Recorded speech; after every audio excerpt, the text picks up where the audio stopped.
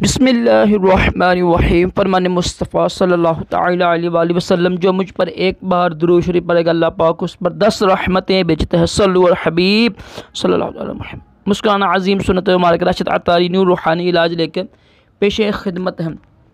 एक वजीफ़ा लेकर आया हूँ नज़र की कमज़ोरी का। बहुत ही मुजरब है कुरान पाक की आयत से।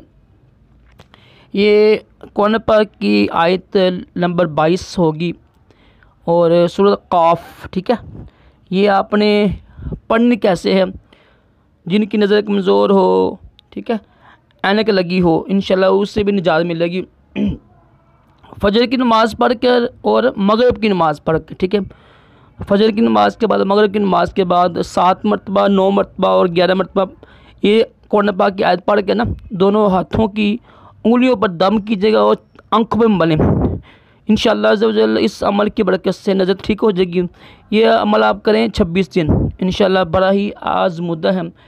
कुरान पाक के खोल कर आप सूरह क़ाफ, ठीक है, कुरान पाक में ना सबसे आखिरी सफ़े में ना लिस्ट बनी होती है सूरतों की ना, कि पारा नंबर कौन सा है, सफ़ा नंबर कौन सा है, वो चेक कर लीजिएगा आप।